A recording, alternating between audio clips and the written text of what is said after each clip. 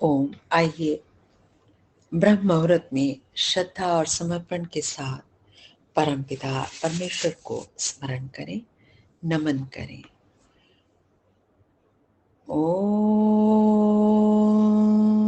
यो भूतं च भव्यं च सर्वं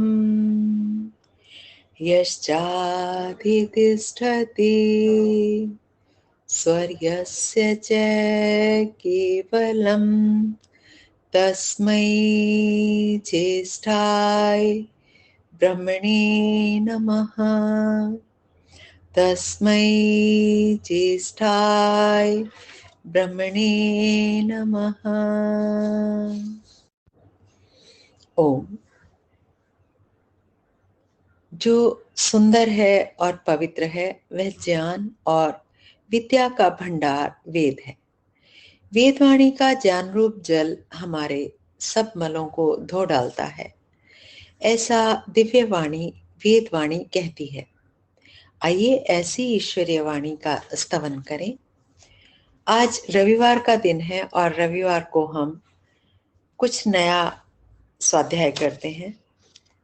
वेद मंत्र ही हैं ये भी, लेकिन कुछ आचार्यों ने, कुछ स्वामी जी ने भिन्न भिन्न तरह से व्याख्या की है। भिन्न तरह से का अभिप्राय है कि उसकी विस्तृत व्याख्या की है। तो आज हम विस्तृत व्याख्या देखते हैं। वेदालोक ग्रंथ से स्वामी विद्यानंद विदेही जी का ग्रंथ है, उसमें वो इन मंत्रों की व्याख्या किस तरह से करते हैं, विस्तृत व्याख्या देखते हैं। आज का मंत्र है यजुर्वेद से 26वां अध्याय और दूसरा मंत्र। मंत्र को शीर्षक दिया है कल्याणी वेदवाणी। मंत्र पाठ करते हैं। ओम यथेमां वाचं कल्याणीम् आवदानि जनेभ्यः ब्रह्मराजन्याभ्यां शूद्राय चार्याय च स्वाय चारणाय च प्रियो देवानां दक्षिणायै दातुर इह भूयासम् अयं मे कामः समृद्ध्यताम् उपोमादो नमतु। इसके भाष्य में पंडित जी कहते हैं, यथे माम अर्थात इमाम, इस कल्याणिम वाचम कल्याणी वेदवाणी को, जनेभ्य मनुष्य अर्थात स्त्री और पुरुष सभी मात्र के लिए, मनुष्य मात्र के लिए, ब्रह्म राजान्याभ्याम ब्राह्मण क्षत्रिय के लिए, और शूद्राय शूद्र के लिए, और आर्याय वैश्य के लिए, और स्वाय उत्कृष्ट सज्जन के लिए, तथा अरणाय अरमणीय निकृष्ट दुर्जन के लिए यथावत आवदानी प्रचारुम उपदेशों, मैं यहाँ इस संसार में देवों, विद्वानों और विजयशीलों, वीरों, राजपुरुषों तथा दक्षिणाय दातु दक्षिणार्थ देने वाले का प्रचारार्थ दाता का प्रिय भूयासम हो जाऊं। मेरी अयम यह पिछली और यह दूसरी काम है, कामना सम सिद्ध हुए। दो ही कामनाएं की हैं, उसमें एक पीछे की है अर्थात दूसरी है। मुझे वह पहली कामना उपनम तो सफल हुए। दूसरी कामना भी सिद्ध हो और पहली कामना भी मेरी सफल हो। इस मंत्र को शब्दार्थ सहित कंठस्थ कर लेना चाहिए। बहुत सुंदर मंत्र है। इस मंत्र से वेद माता की स्तुति करके नित्य वेद संबंधी उत्तम उत्तम ग्रंथों का अनुशीलन करना चाहिए। शीलन से आयु, प्राण, प्रजा, परिवार, राज्य, साम्राज्य, पशु, इंद्रियत्व, जितेंद्रियता, कीर्ति, धन तथा ब्रह्म तेज की प्राप्ति और ज्ञान आलोक की उपलब्धि होती है।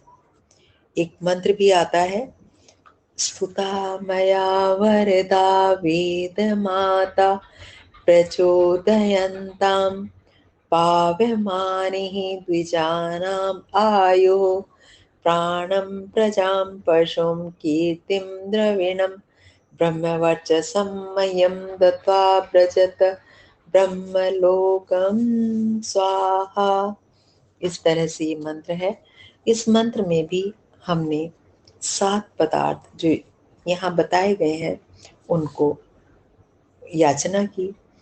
आगे कहा कि धन तथा ब्रह्म तेज की प्राप्ति और ज्ञान आलोक की उपलब्धि होती है।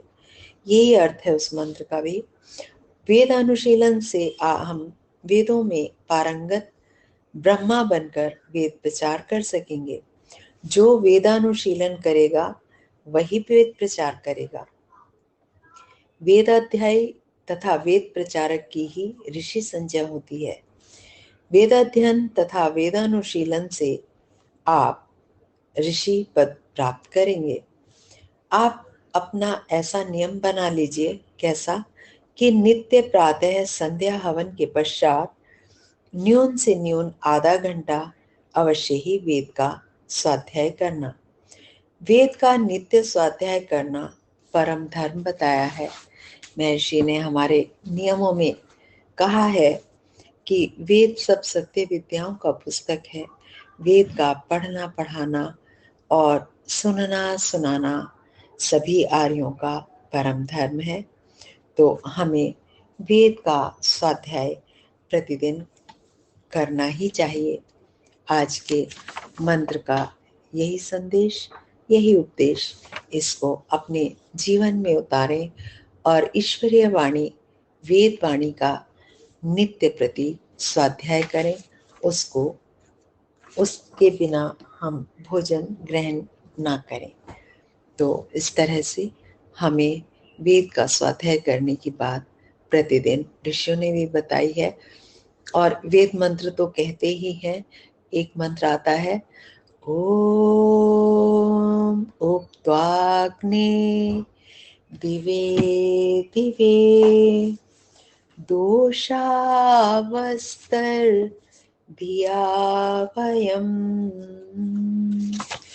नमो भरन्त एमसि नमो भरन्त एमसि। ये इस मंत्र का अभिप्राय है, हे अग्नि, हे परमपिता परमेश्वर, हम दिवे दिवे प्रतिदिन दोषावस्था रात और दिन के समय बुद्धि व कर्मों से धिया नमो भरंत नमस्कार की भेंट लाते हुए तेरे समीप आ रहे हैं हे मसीह। अर्थात प्रतिदिन ईश्वर की वाणी, वेद वाणी को पढ़ने में, वेद मंत्रों का उच्चारण करने में हमें प्रमाद नहीं करना चाहिए। इसी के साथ आज के मंत्र का यही संदेश, यही उपदेश, इसको अपने जीवन में उतारें, सदा सुखी रहें। ओम नित्यशम। नमस्ते जी, धन्यवाद।